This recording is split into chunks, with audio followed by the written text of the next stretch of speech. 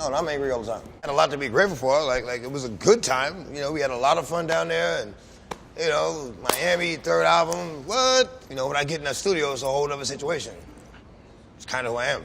X gon' give it to you. Wait for you to get it on your own. X gon' deliver to you. I was filming Cradle to the Grave in LA. You know, I was coming up with songs and I was going to the studio after I would finish filming. So Joe Silva got a studio bus, which he put on the movie lot. You know, after filming, we'd go ride the bus and, you know, bang joints out. And I let him hear a couple songs. Like, oh, I need it for the movie. I had to stop letting him hear songs because, you know, it was right, wrong. He's like, I want it for the movie. And then X Gon' Give It To You. That song was supposed to be on my 5th album, but he was like, I need it for the movie. I'm like, all right, fuck it. He's like, I'm gonna shoot the video and all that. And it's like, all right. I said, well, as long as I can do the soundtrack, you can have the song for the movie. I got the soundtrack, so we get the song for the movie. It's all good, but I did want it for my album. I got a huge weight on my shoulders, you know what I'm saying? I'm responsible for my music, you know what I'm saying? And each album has to do many things.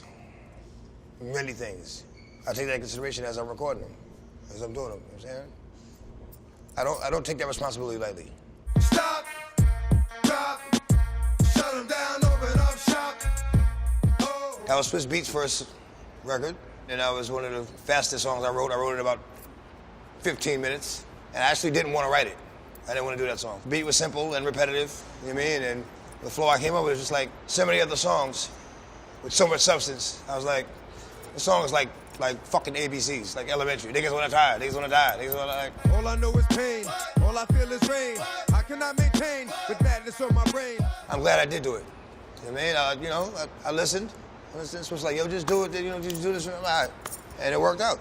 I wrote 2 other songs that same night. I wrote Fucking With D and Let Me Fly that same night. So it was like, all right, I can do this. Like, all right, you want it? Here, whatever. I would never revisit it because, I mean, we did a remix to it, but like, I wouldn't do another version of it because it is its own thing. You know what I'm saying? That was Wire's idea. You know, we always, you know, we fuck with the hood anyway, you know what I'm saying? So he's like, yo, we gotta get the Pikes in there and do this. And I'm like, all right, you know, let's do it. That was my second video. You know, the first video, Get At Me Dog in the Tunnel, crazy. You know what I mean? I was like, yo, we gotta take it to the streets. I'm like, all right, let's do it. What's my name? DMX and I be the best. You see the rest, they looking like they need a rest. Let me see, that was the 3rd album in Miami. I recorded a joint, and Irv bought me that beat. Irv Gotti bought me that beat. We were almost finished with the album. He's like, yo, I got the fucking banger for you. And so he put on, I was like, oh, come on, dan. Like, that shit's crazy. It's just like, yeah, I wrote that kind of fast too. Anger in it, which I always feel like people never want to admit that they're angry about something. No, I'm angry all the time. Like, it was a good time. You know, we had a lot of fun down there. And Miami, 3rd album, what? You know, when I get in that studio, it's a whole other situation.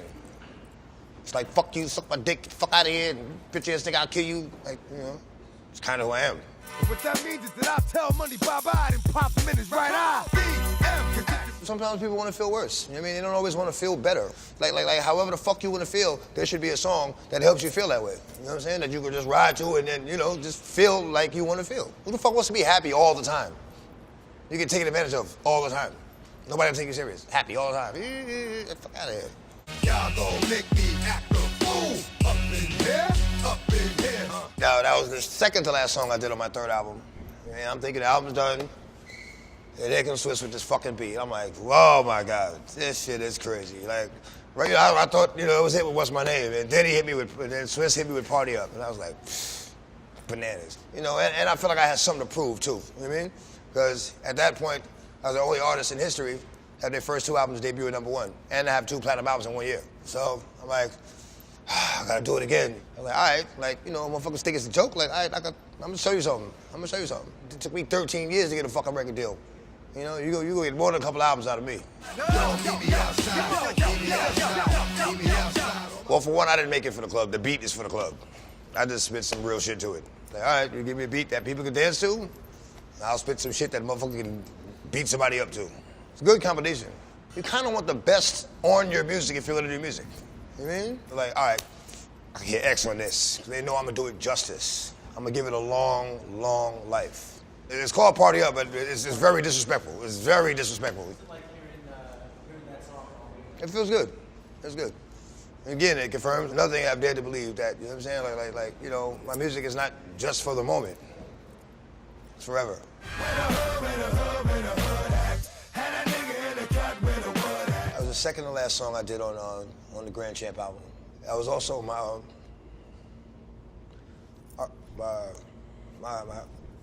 friend Kato's favorite song. He was there when I recorded it, because I did it in Chicago. I remember D brought the beat to Chicago, and I heard the joint, and I was like, immediately like, oh, that. I was in love with that beat when Kane did it. You know, but I like the way they revamped it, you know what I'm saying? And it became something else. You know, like a couple of days after I recorded the song, I went to LA, and he met me out there. You know, and when he came in the room, he was singing it. Where the hood at? You know what I'm saying? It's like, it's a, you know, because Chicago is all about the hoods, different neighborhoods, and you know what I'm saying? You know, it fit. Is it tough to perform that song now with that memory? Nah. I celebrate his life. The success that the song obtains has nothing to do with the reason why I make it, or the process that I use to make it. If it blows up, it blows up. You know what I'm saying? But I know I come from a real place when I make these songs. You know what I'm saying? And I don't compromise. I'm one of the harshest critics of my own music. You know what I'm saying? I have to impress myself each time. So, you know, each song has to be better than the last.